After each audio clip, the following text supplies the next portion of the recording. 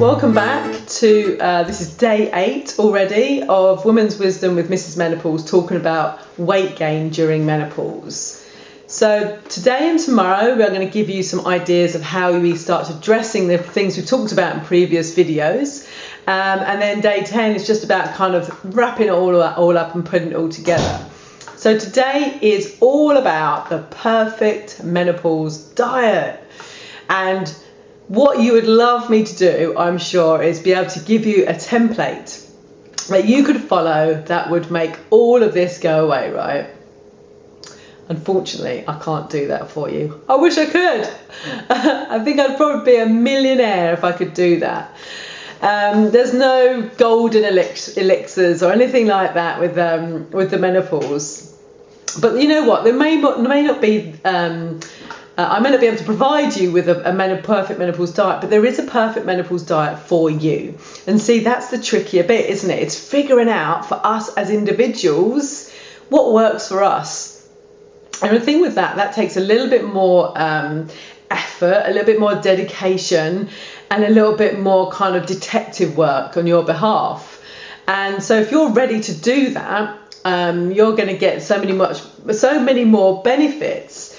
So as we've talked about in the last few videos, you know, carrying this, if you're carrying this little bit of body fat, it's not just about what you're eating, and it's not just about you're not exercising enough. There's many more layers to this. And I'm hoping you can see now that there's little more pieces to the jigsaw to put together.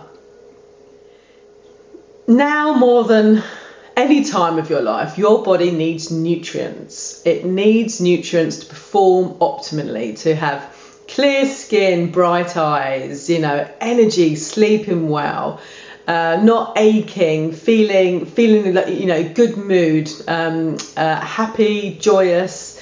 All those things are possible. But what we need to do is support your body with the good nutrients it's craving, because sometimes our body craves foods and what it's craving is actually probably broccoli and not the chocolate. But we just find we get mixed messages on what our body actually wants. If you're kind of still focusing on this kind of diet mentality, if you want to plan, you want to stick to it for a few weeks to lose weight and then revert back to your old habits, then that's not really going to work for you. The diet mentality, oh my goodness, dieting mentality has to go. You've got to think there's got to be healthy living, healthy lifestyle, long-term changes. Personally, I want to live a long and happy and healthy life post-menopause, and I've put down the measuring stick of the scales or my gene size. That's not my only way to measure my self-worth, if you like. You know, I know now that it comes from different areas and for being fulfilled in different ways. So don't get me wrong, there's nothing wrong with wanting to be fitter, healthier, changing our shape and all those things.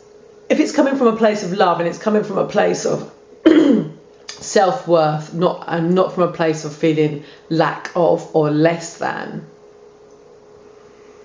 So the questions I think you need to ask yourself is, yes, I understand you want change, right? You want to feel different. You maybe want to look different. And the thing is, are you really prepared to put the work in?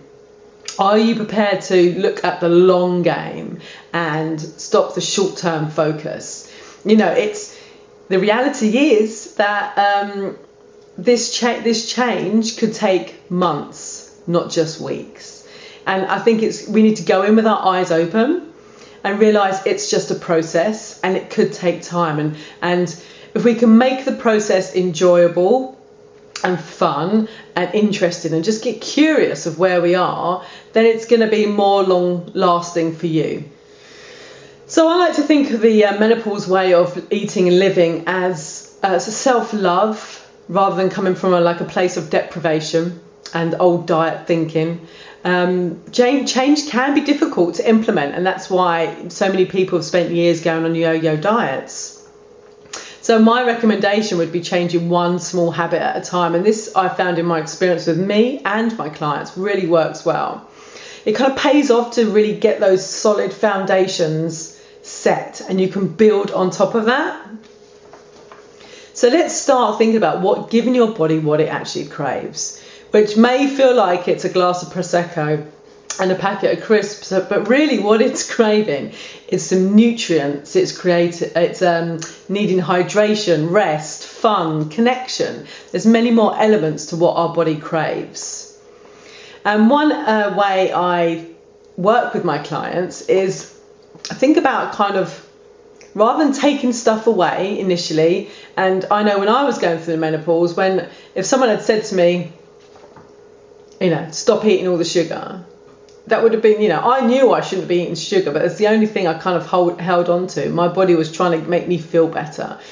And even though I knew I shouldn't be eating the way I was, it was a comfort to me. So the way I work now is, let's start adding stuff in before we take it away. So in that way, I mean adding greens and vegetables and different fruits. So you're getting nutrients, antioxidants, vitamins, minerals, everything you need to start to rebuild and give your body what it needs. And once you start to eat like that, you will find, as if by magic, your cravings will naturally lessen. They may not disappear because there may be other pieces of your jigsaw you need to put together, but for sure they'll lessen. And it feels to me a much more nurturing way of living and being is by adding good, healthy stuff in. And don't underestimate, as I said, the power of slow change. We're in this for the long haul. We've got many years, hopefully, post-menopause to live. So, there's no rush with all this. And I have found that if I change things super slowly, I tend to stick with them. And sometimes it even feels like these things I'm changing aren't really going to make much difference. But when we do these things consistently over time, we're always moving forward, and it always makes a difference. So I've made a list here of kind of what is it, how could you start to make a difference to your day? So what we want to do is incorporate the different elements that we've talked about in the previous videos. So, things like what we can do to manage our stress and cortisol, blood sugar balance, and our liver. Those would be the 3 areas to focus on.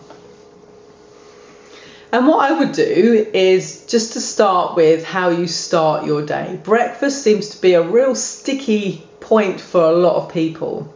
Some people like it, some people don't.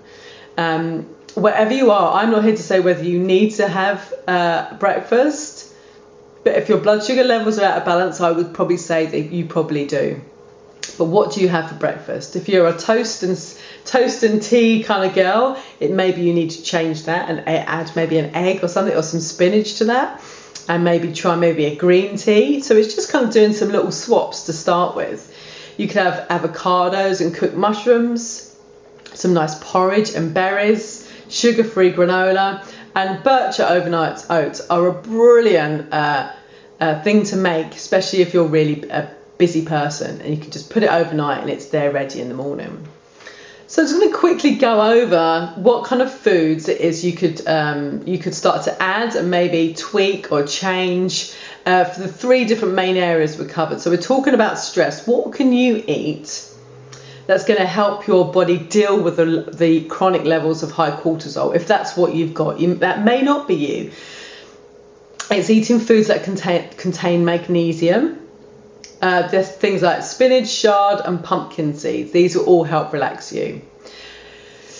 You're going to hate me, but reducing or eliminating caffeine. Unfortunately, as much as we love it, caffeine actually puts us into that stress state more. And I heard this lovely thing the other day. Someone says caffeine doesn't give us energy, it steals it.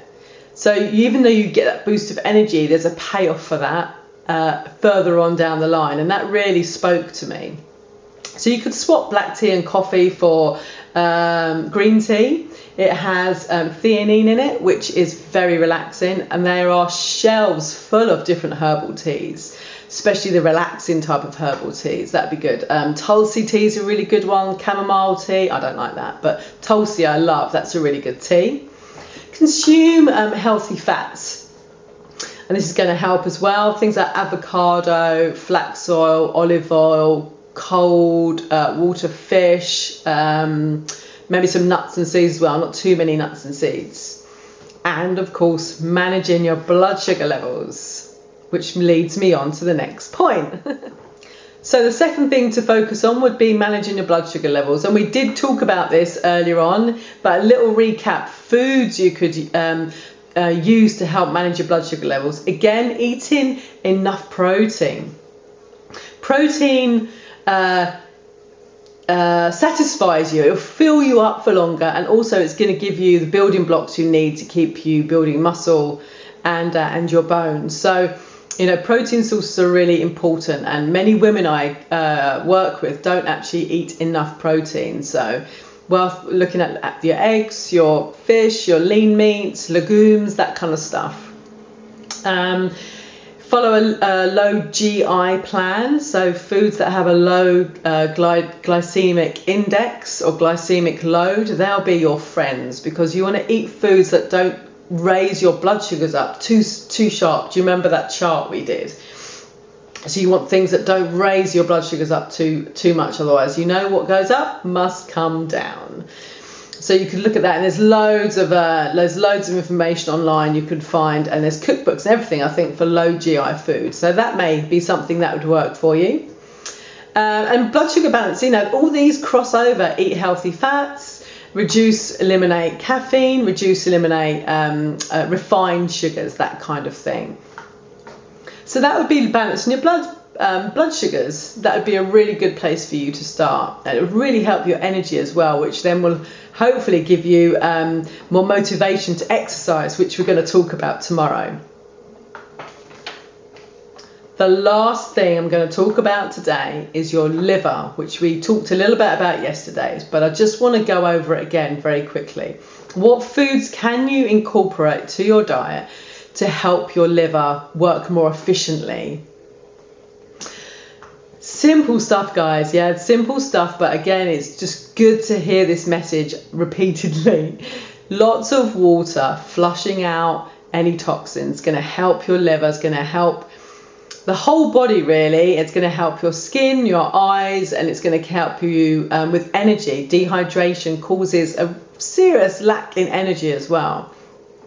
Keep drinking lots of herbal teas. You can get teas that help with that help support your liver. They'd be good ones to have. What else have I got written on my list? You eat bitter foods. Bitter foods are very good for stimulating the liver. So kale, rocket, and dandelion greens. You could add those. So you could add those into smoothies. You just cook them, have them with your meals.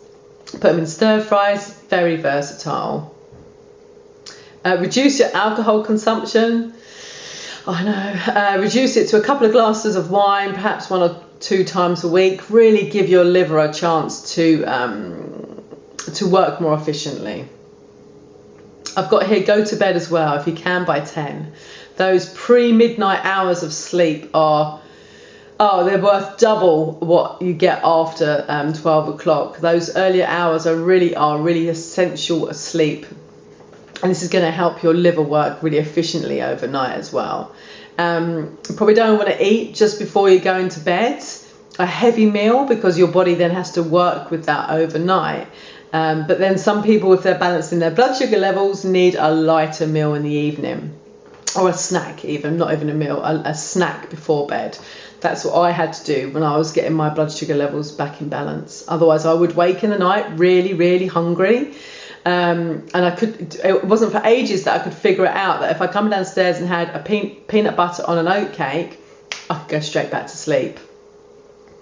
Going back to your liver, eat lots of cruciferous vegetables. These are sprouts, cabbage, broccoli, those kind of things. They're liver loving. Love your liver. And I put here, just keep stacking up all your different vegetables and fruits to get all your antioxidants and nutrients in. So that's quite a list I've kind of packed in there to quite a short time, and I know that I've kind of put quite a lot of information in there, and oh goodness, I wouldn't expect you to tackle more than one thing at a time from that list, but I just wanted to give you an overview of it and give you encouragement that there's so much you can do to help yourself feel better. The one thing I would suggest is for the next 7 days is keeping a food diary.